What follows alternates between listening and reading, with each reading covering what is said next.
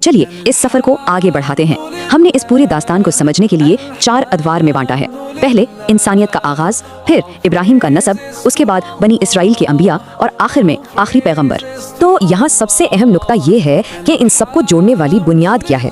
دراصل وہ بنیاد توحید ہے۔ یہی وہ مرکزی پیغام اور مقصد ہے جو ان تمام 25 پیغمبروں کو آپس میں جوڑتا ہے۔ چاہے ہم ہزاروں سال پہلے کی بات کریں یا بعد کی ادوار کی، ان تمام شخصیت کا ایک ہی پیغام تھا کہ خدا صرف ایک ہے۔ یہ صرف ایک عقیدہ نہیں بلکہ ایک ایسی ٹھوس بنیاد تھی جس پر انہوں نے اپنے معاشروں کی عمارت کھڑی کی۔ پہلا ادوار، انسانیت کا آغاز، یعنی پہلے انسان سے لے کر ابتدائی تہذیبوں کے بننے تک کا سفر۔ یہاں ہم انسانیت کے بالکل ابتدائی معماروں کو دیکھتے ہیں۔ آدم، جو زمین پر آنے والے پہلے انسان تھے اور جنہیں خلیفہ مقرر کیا گیا، ذرائع کے مطابق انہوں نے تقریباً 907 سال تک زندگی گزاری۔ اس کے بعد آئے ادریس۔ حیرت کی بات یہ ہے کہ دنیا میں لکھنا، قلم کا استعمال اور یہاں تک کہ کپڑا سینا انہوں نے ہی متعارف کروایا، اور وہ ایک ہی وقت میں 72 زبانوں میں مہارت رکھتے تھے۔ اور پھر نوح کی وہ عظیم داستان ہے جنہوں نے 950 سال تک اپنا پیغام لوگوں تک پہنچایا، لیکن مسلسل انکار کے نتیجے میں ایک عظیم سیلاب آیا جس نے پوری زمین کو دھو ڈالا اور انسانیت کو ایک بالکل نیا آغاز دیا۔ اس سیلاب کے بعد جو دنیا آباد ہوئی وہ اور بھی دلچسپ ہے۔ جانتے ہیں نوح کو دوسرا آدم کیوں کہا جاتا ہے؟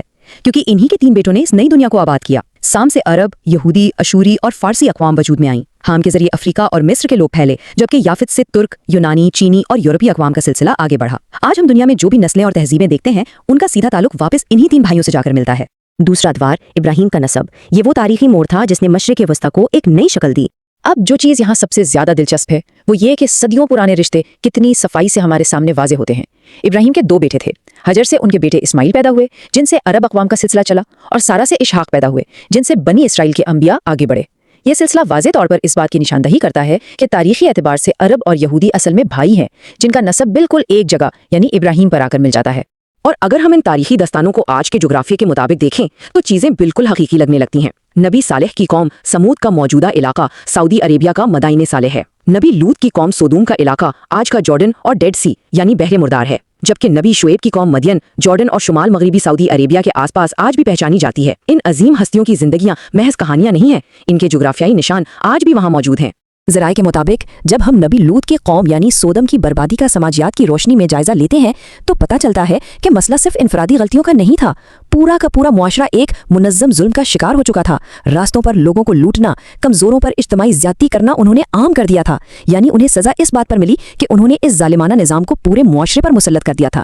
اسی نسبی دور میں تھوڑا آگے چل کر ہمیں عفو درگزر کی ایک ایسی کامل مثال ملتی ہے جو سیدھا دل پر اثر کرتی ہے۔ یوسف، جنہیں ان کے اپنے سگے بھائیوں نے حسد کی آگ میں کنویں میں پھینک دیا تھا، جب مصر کے عظیم مداری بنے تو وہی بھائی عاجزی سے ان کے سامنے کھڑے تھے، لیکن بدلہ لینے کے بجائے یوسف نے فرمایا، آج تم پر کوئی الزام نہیں، اللہ تمہیں معاف کرے۔ یہ معافی اور ذہنی بڑائی انسانی اخلاقیات کا ایک لافانی عروج ہے۔ تیسرا ادوار، بنی اسرائیل کے انبیاء، یہ معجزات، بڑی بادشاہتوں اور مسلسل آزمائشوں کی داستان ہے۔ یہاں ہمیں صبر اور استقامت کی ایک واضح اور سچ کہوں تو رلا دینے والی داستان ملتی ہے۔ ایوب، جن کے بارے میں بتایا جاتا ہے کہ وہ موجودہ ترکی کے علاقے میں تھے، انہوں نے اپنی ساری دولت، اولاد اور یہاں تک کہ صحت بھی کھو دی، لیکن لگاتار 7 سال تک اس انتہائی تکلیف دہ بیماری اور مکمل نقصان میں رہنے کے باوجود ان کا صبر نہیں ٹوٹا، اور اس اٹوٹ صبر کا نتیجہ یہ نکلا کہ زمین سے ایک شفا بخش چشمہ پھوٹ پڑا جس نے انہیں مکمل شفا دی۔ بنی اسرائیل کی عظیم کشمکش موسیٰ کے دور میں پوری طرح آمنے سامنے آتی ہے۔ سوچئے، ایک بچہ جسے ہلاکت سے بچانے کے لیے دریائے نیل میں بہا دیا گیا، اس نے فرعون ہی کے محل میں پرورش پائی۔ موسیٰ نے فرعون کے ظالمانہ نظام کو للکارا اور آزادی دلانے کے لیے بحرہ کلجم کے 2 ٹکڑے کر دیے، اور اس سب میں ان کے بھائی ہارون ہر قدم پر ان کے ساتھ تھے۔ ہارون کی نرم گفتاری اور حکمت عملی نے موسیٰ کو ایک عظیم طاقت فراہم کی۔ غلامی سے نکلنے کے بعد داؤد اور سلیمان کی عظیم باپ بیٹے کی جوڑی نے تہذیب کی نئی بلندیوں کو چھوا۔ داؤد، جنہوں نے جلوت یعنی گولیات کو شکست دی، انہیں لوہے کو پگھلانے اور تراشنے کا انوکھا کمال حاصل تھا، اور انہوں نے یروشلم سے حکمرانی کی۔ پھر ان کے بیٹے سلیمان آئے۔ ان کی سلطنت اتنی وسیع اور انوکھی تھی کہ انہوں نے ہواؤں، جانوروں اور یہاں تک کہ جنات کو ملا کر ایک عظیم سلطنت کی تعمیر کی۔ یہ دونوں بے مثال حکمران بھی تھے اور پیغامبر بھی۔ اور یہ واقعہ ہمیں بہترین انداز میں بتاتا ہے کہ مایوسی کی کبھی کوئی گنجائش نہیں ہوتی۔ یونس کو ننوے بھیجا گیا، اور جب انہیں لگا کہ قوم عذاب سے تباہ ہونے والی ہے تو وہ جلدی میں وہاں سے نکل گئے، جس کے نتیجے میں انہیں ایک مچھلی نے نگل لیا۔ اس گہرے اندھیرے میں ان کی پکار قبول ہوئی، لیکن سب سے سبق آموز بات یہ تھی کہ پیچھے ان کی قوم نے متحد ہو کر سچائی دل سے اپنا راستہ بدل لیا۔ اگر کوئی معاشرہ سچ میں اپنے رویے بدل لے تو وہ یقیناً مکمل تباہی سے بچ سکتا ہے۔ چوتھا اور آخری ادوار، آخری پیغمبر، یہ ابراہیمی روایت کی مکمل تکمیل کا وقت ہے۔ इस तकमीली दौर के आगाज में ईसा का जिक्र आता है। इस्लामी हवाले से अगर इनकी कहानी देखें तो वो कुंवारी मरियम के यहाँ मौजिज़ान तौर पर बिना किसी बाप के पैदा हुए। उन्होंने बचपन में ही पंघोरे से बोलकर अपनी माँ का दिफा किया था। ईसा इंजील लाए ताकि लोगों के बिगड़े हुए अकायद को ठीक करके वापस तौहीद की तरफ लाया जा सके।